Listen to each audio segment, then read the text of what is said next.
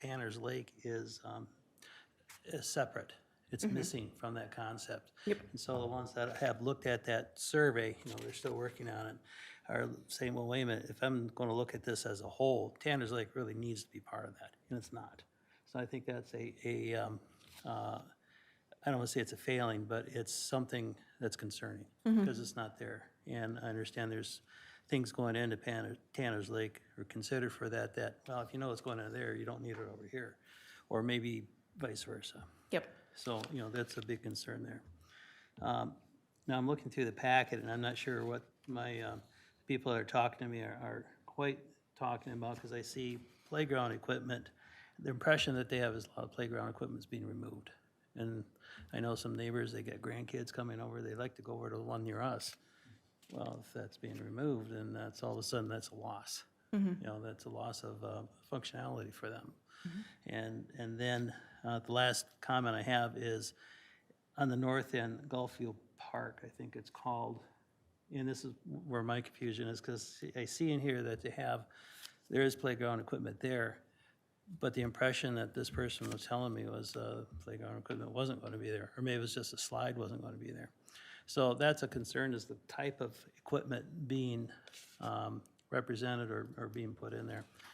Those are the comments I've received. Yep. And so I thought I'd pass those on. Yeah, thank you for that. Regarding playgrounds, Gulfview isn't losing any playground amenities. These are pretty high-level concepts, so we haven't dug into in the weeds of, is there going to be a slide, how many slides? But at Gulfview, there's proposed improvements to upgrade the playground equipment to either add more amenities for younger kids or older kids, the pre-K group or the K through 12 group.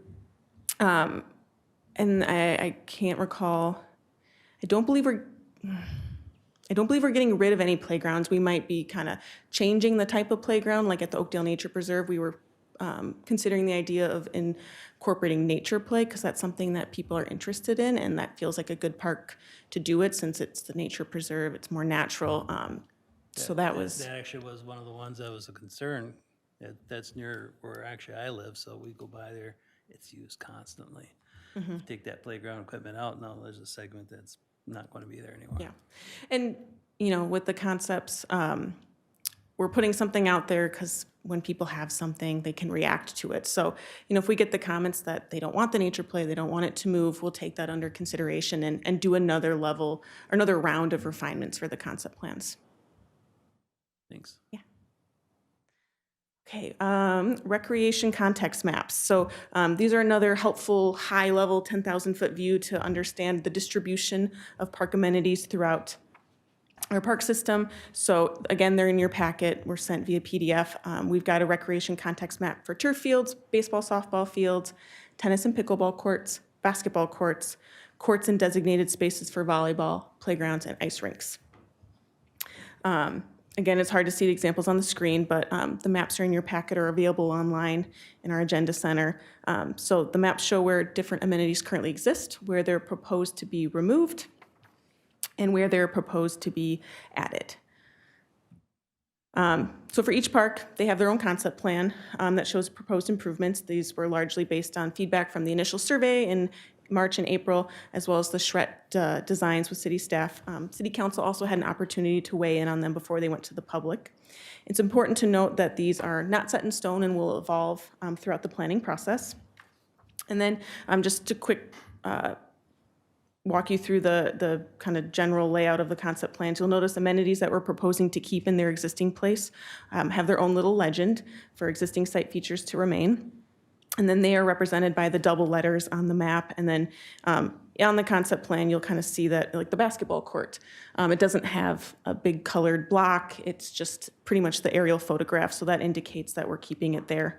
For a lot of parks, there were things that the project team saw no need to change, especially from a financial stance. It'd be costly to remove everything and start over. So we were trying to strike the balance of between introducing new improvements that can be phased over time, as well as maintaining our existing facilities. And then for the proposed site features, they are, they're displayed graphically by those big color blocks. So on the one example on your screen, the pink is playground improvements, and then the green is we're trying to keep that just mowed open turf where people could play volleyball, they could play spike ball. And so when developing the concepts, there were really 5 buckets of amenities that we focused on. First, playgrounds. This is a really big one. Second was athletic fields, and after talking with Oakdale Athletic Association, there's a desire for more full-sized athletic fields since many of our parks have ones that cater more to that little league age group. Third are court facilities for pickleball, tennis, basketball. So we're kind of thinking about how to integrate courts into our parks. Fourth thing was accessibility infrastructure, and this is a really important one because it's probably what's lacking in our park system the most. Whether that's paved trails to connect amenities within a single park. That also includes inclusive play features, so we can accommodate all users. And then natural resources is a fifth thing. We have a lot of remnant park parcels that don't have a lot of programming opportunities, but there's still opportunities to improve vegetation, add native plantings, or pollinator habitat. So these are some of the things that we explored in the concepts. Once the survey closes and we wrap up this engagement associated with the concepts, the next step is for them to go through another round of refinement. And then the consultant will apply pricing to all of the amenities and elements so we can start to understand costs. Because, as I discussed before, we can't do all of the improvements at once. And then we kind of have to figure out the prioritization, implementation phasing. So now I just kind of want to open it up for general comments. Many of you are residents, so you can comment generally about the parks, or if you have specific comments about the connection between businesses and economic development and parks. What are you hearing about the park system from a business perspective? Do you have any thoughts on how the city's park system can make Oakdale attractive for new businesses, existing businesses, employees? So I'm open to any comments. Betty? I made mine.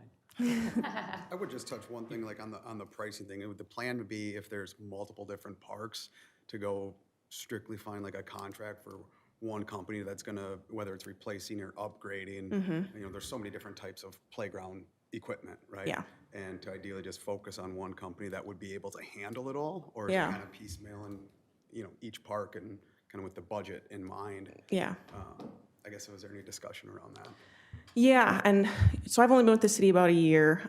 Jeff Kuzling, our park superintendent, typically handles, a lot of that operational side. And there's the CIP, the capital improvement process, where the council adopts the CIP going forward, and parks is a big part of that. So each year we're discussing what's the projects for the next year, what are 5 years out.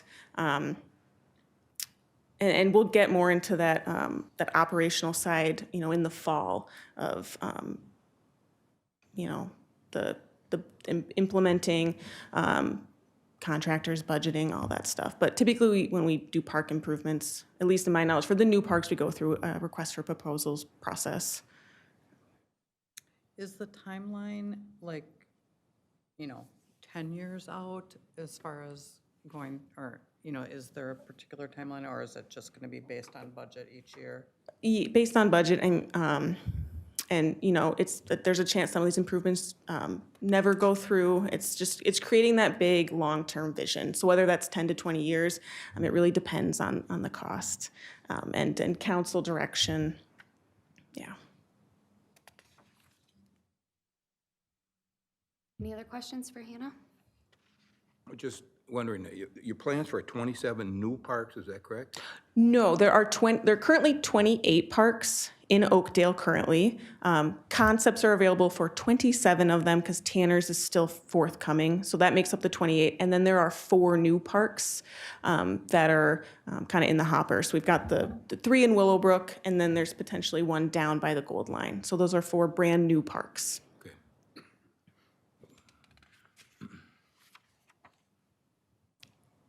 All right, last call for questions. I will just make a plug, the ongoing survey. I encourage commissioners to visit the engagement website, provide additional comments. These responses, in addition to future council direction, will help inform concepts moving forward. So that's open until August 31st. And we'll, when Tanner's is available, we will be making that known, get the word out, because, as Commissioner Bates said, when you're looking at the whole park system, Tanner's is a really important piece of it. So, yeah. Well, thank you for having me tonight. Thank you so much, Hannah. Thanks. All right, I'd like to invite any members of the public to speak.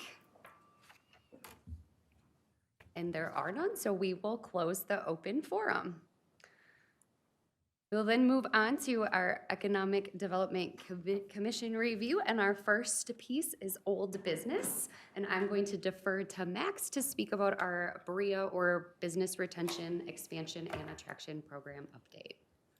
Thank you, Chair, and good evening, Economic Development Commissioners, and thank you so much, Hannah, for providing us with that update. And again, if you have any questions with the parks or think of any ideas, feel free to email Hannah and myself. Right here, we have an update for the Business Retention, Expansion, and Attraction Program.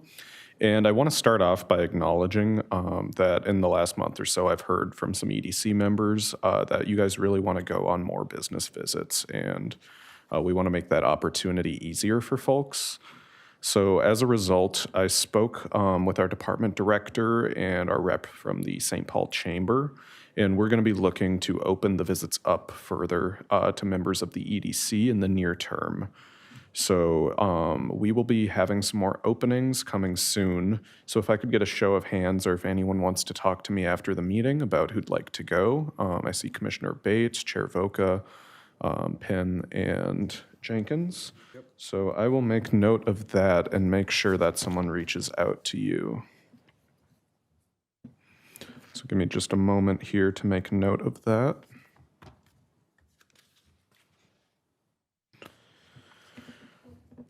So thank you for that. And with that, since our last meeting about 2 months ago, we have had 3 new business visits. I'll briefly summarize these visits. We had some pretty fun ones and say what we heard from them. So on June 4th, city staff visited the Forefront campus located near Ideal Avenue and 34th Street across the street from Target. This was originally a spinoff company, for those newer to Oakdale, a spinoff of 3M called Imation, which provided data storage and optical media solutions. Imation eventually left the data storage business and changed names, selling their campus in Oakdale to the Slumberland Corporation.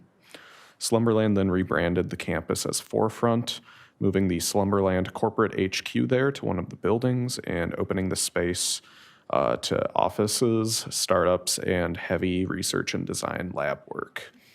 Despite the tough office market, they told us at the meeting that the laboratory component has really helped them have a much higher rate of occupancy, hovering in the high 80%. Additionally, Slumberland staffs stated that they were working on developing much of the excess space on the campus for commercial development. Much of the land there on the campus was originally held by 3M/Imation as excess land for future expansion. So that transition to become the Forefront campus has really allowed for new commercial real estate opportunities in Oakdale.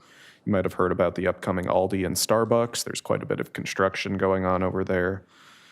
Generally, Slumberland staff and Forefront staff stated that they were really happy with the property and working with the city on that additional commercial development. And we're looking forward to continue owning the property and leasing it out to research and design and other office uses and really taking advantage of it. So that was a really fun one for staff. Next, we visited Pace Analytical on June 18th. Pace was founded in Minneapolis in 1978, with the Oakdale branch opening in 2007, located near the intersection of the 15th Street and Helmo Avenue intersection. Pace focuses on life science testing, medication testing, and environmental testing, and they told us that they had been growing at double-digit rates each year. They noted that they are expanding across the street to another of the JCS properties owned buildings as a part of the Minnesota Investment Fund and Job Creation Fund grants that city staff helped with last year. Additionally, they noted that they had 220 employees, with about 60% being scientists and 40% being support staff, and were generally happy with their location in Oakdale. Next is, Now, if I remember correctly, Bob, you would know this. That was your property at one time. You sold it to them, correct? Yes, 3M had a similar operation in some of those buildings. I owned some of them, and one was built by someone else, but I bought it. And 3M brought their labs in there. And eventually 3M got out of that business, and there was another company that was renting from me, and eventually produced the whole set of facilities that, you know, the labs and all that, that Pace then bought from the Part 3 company. So that background is that in 1997, when I built my first building, that Part 3 company was in my building from the beginning, so it evolved over all the years now to where it is with Pace. In 3 buildings that I was involved with, and now they're moving into one of my other buildings. So I'm kind of proud of that. That is quite a success story, isn't it, that Pace company? It's quite a success story. That's all I have to say. Thank you, Frank. For our final visit that's occurred recently, we have Central Bark, which staff visited on July 24th. Central Bark was originally founded in 2002, with its current location opening in 2022 off of Hadley, over by the Menards. They specialize in doggy daycare, training, and general pet retail. They noted that they had some issues staying afloat in COVID, but they had really good visibility in their current location off Hadley and were poised to experience further growth, telling us that 2/3 of households now own a dog, which captures quite a bit of the market. Additionally, they noted that they had, in general, 10 employees with 3 full-timers and 7 part-timers, and they really liked their space that they had in Oakdale. They said specifically they liked the small-town feel of Oakdale and the proximity to amenities and highways, and said that the business support environment was really supportive, and generally asked staff not to overregulate the business environment. So with that, that sums up the last 3 visits since our last meeting here at the EDC, and I'm happy to take any additional questions. And again, let me know if you want to attend any future visits, and we'll make sure the email goes out to you. I've written down a few of your names, and I'll make sure someone's in contact.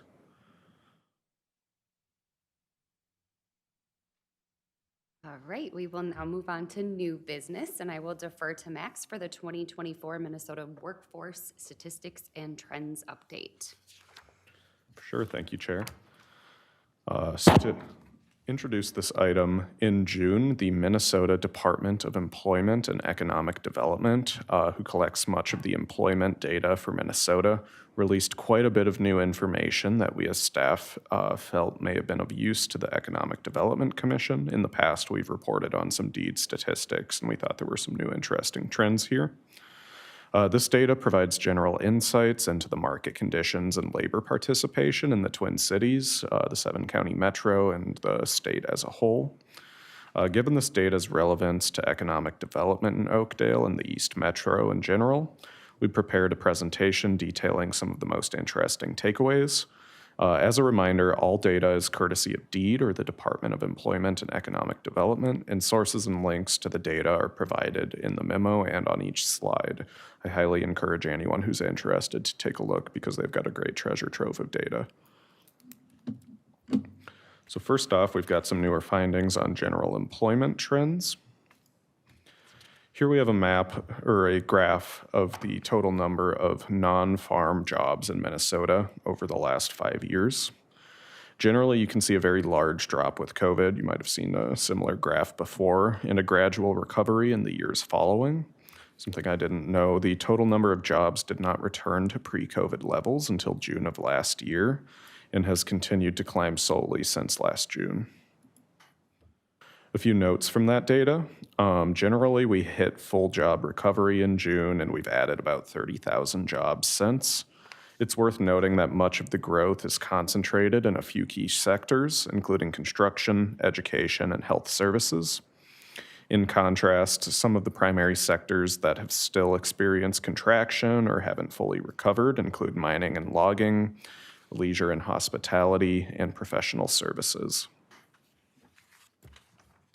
Here we have some individual trend lines for some of the sectors that have experienced noticeable contractions or declines. As you can see, education and healthcare in Minnesota have grown considerably since pre-COVID levels, while construction has grown past pre-COVID levels, albeit at a slower pace. In contrast, professional services have declined to almost COVID levels, or have declined to almost pre-COVID levels, and hospitality has almost recovered to pre-COVID levels, but has remained somewhat stagnant over the last year or so. So for some additional new data on unemployment through 2024, here we have a chart showing general unemployment in Minnesota compared to the US as a whole. Minnesota is that purple trend line in the back, and the US is more of that magenta, salmon, pink color. And over the year growth is shown in the line graph. So here we can see that Minnesota's unemployment rate has largely followed national trends, with a 10-year peak in unemployment during COVID and a gradual decline since. Generally, Minnesota has maintained a lower unemployment rate than the national rate. You can see that the salmon coloring in the background generally reaches a bit higher than the pink or the purple, which is Minnesota. Additionally, you can see that from 2023 to 2024, there was a slight increase in the unemployment rate from the mid 3% to about 4%, albeit it still remains relatively low. And then for some updates on job vacancies and labor force statistics. So here we can see the number of job vacancies in the last 20 years in Minnesota. The large spikes in unemployment correspond with the 2008 recession and the COVID pandemic. Additionally, we can see a rapid rise in job vacancies following COVID, with a peak number of vacancies in 2021, declining gradually since then. Now in 2024, we still have a relatively high amount of job vacancies, although unemployment remains relatively low. Here we have total labor force compared to the unemployment rate just here in the 7-county Twin Cities metro. It may look like there's a bit of variation. However, it's worth noting that this is a relatively narrowly scoped graph, with the bottom and the top of the labor force section differing by only 100,000 people. That's the blue line. Here we can see the total labor force peaked around COVID and declined somewhat after due to many retirements during the pandemic. Since the pandemic, the labor force has remained stable with moderate growth. Generally, the unemployment rate here in the orange line inversely mirrors the labor force line, and generally is a bit lower than the statewide unemployment rate. Here we have a graph showing exactly where the current 2024 job vacancies are by sector. As you can see, healthcare, retail, food, and manufacturing lead with the most vacancies. Finance, professional services, public administration generally have fewer openings. These stats generally reflect the current labor market in the Twin Cities at the moment. And those sum up some of the newer trends that DEED is seeing in the last few months, year over year. And I figure I'd open the room to any comments or takeaways from EDC commissioners. Maybe this lines up with what you're seeing out there. Maybe it doesn't. Additionally, if there are any questions on the data, I'm happy to answer those as well. I like to spend a good bit of time playing with DEED's graphs, charts, and tables, just so that we're staying on top of that here at Oakdale.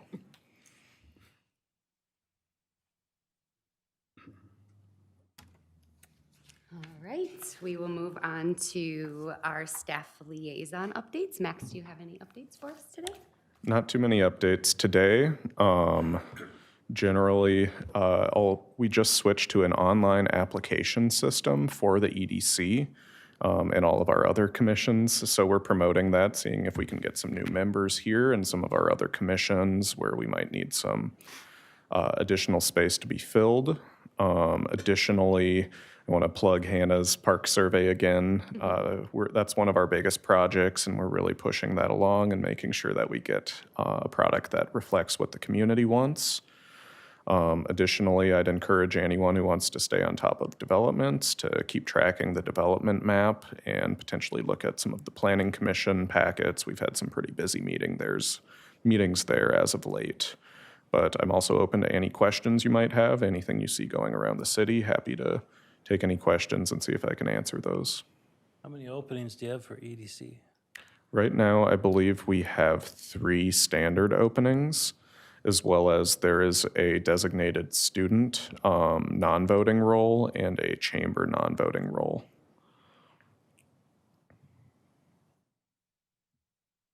All right, we will move on to commissioner updates. And Frank, you are the winner today. You get to start. Well, I'll tell you, I don't have anything to contribute.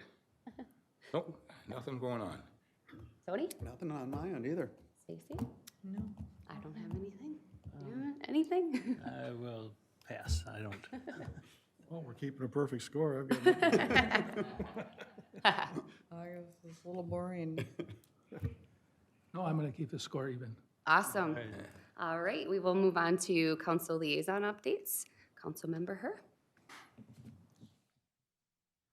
Good evening, commissioners. Thank you again for taking time out to serve on our commission here on the EDC. Last week, the council and staff got together for a strategic meeting to just kind of set aside and set forth some priorities over the next 2 years that we kind of generally want to move the city in. One of the things that came out was, trying to help Oakdale find its identity, and when people think about Oakdale, what comes to mind? Last night was a great testament to that. Our Night to Unite parties that went on around the city really showcased the love that a lot of neighbors have for the city. So kudos and thanks to those neighbors who brought their neighbors together in doing that. Kudos to Bill and our police department for doing that community engagement and organizing that for everyone. Right now, it's budget season as well, and so we're setting forth our plan for 2025. The park survey is going to help, give us and advise us through that process, give us a guiding document to work towards. Now, of course, we're going to have to balance what we find and what we hear out of that park survey with kind of the realities of the financial situation that we're in as well. And it's a delicate task on how to balance that act, and hopefully, we do the best that we can. Sometimes we might fail miserably, but, we're hopeful that we can deliver on some new amenities for the folks in the city. Development is progressing in Oakdale. Willowbrook is coming along. A lot of homes coming online. Willowbrook Playground is also being in progress right now and slated to be completed, I want to say October, I think, is the completion date. So if you haven't been around that neighborhood yet, take a drive by and you'll see some of the playground equipment going up. The last plug that I will do right now is, it's really our heart and our passion that through the commissions, that it's kind of your way to kind of get your feet wet into civic service. And right now, the window is currently open and we're taking in candidates for the city council seats. And so I would love to see some of you guys take on that task as well and get your name on the ballot there. So that's all I have. I will stand for questions if anyone should have any for me. With the Willowbrook, you said there's 1 park, but then Hannah was saying there's 3 parks. Yes, so I think the plan is 1 park is being planned out right now and is in development as the other phases of the Willowbrook area comes online. And then they'll create more parks in the other areas. All right, thanks. Yep. So I just want to mention that I live at the north end of Oakdale up by Willowbrook. Yeah. North of that. And now they got the detours, to get home. I have to go back roads, and it takes a long time to get home these days. But anyway, so I go through that project. I can't believe how fast and how many houses they're building, and they're growing like mushrooms. Every time I drive through there, it seems like there's a new house over here, So it is just a heck of a development, isn't it? It is, and I think Oakdale is really poised for that population growth, and that's something that, as we're looking at our budgets, we're kind of saying, hey, how and what can we do to make sure we plan appropriately for that population booming. So, I know the school district, a lot of those families that will be moving into that area is slated to go to Eagle Point. Castle's up in that. Oh, is that right? Yeah, Okay. Castle. And so it's going to bring more kids, more families. So hopefully that'll encourage and help us grow in a positive direction. And the houses aren't schluppy houses either, I'm telling you. They're nice. Pretty darn nice houses. And they do have, if there is such a thing in that kind of market, is a fairly, some of them are relatively cheap. If you think 450,000 is cheap, but they go up to well over 500. So, I mean, it's good for the all-around picture of Oakdale. I mean, they're good houses. Are we soon to be the Edina of the East? Is that what we're hoping for here, or not quite yet? Not quite, but All just right. about. Has there been any feedback on Yeah, that yeah, same app builder. that the city launched about reporting Lennar. things in the city? The C-Fix app, I have not heard anything, any updates. It's something that I can certainly bring up at our council meeting next week, and then kind of report back to the commissioners here. Thank you. Thank you. Thanks.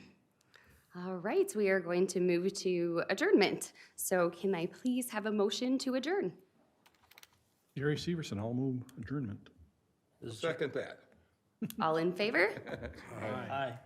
All right, the meeting is adjourned. Thank you.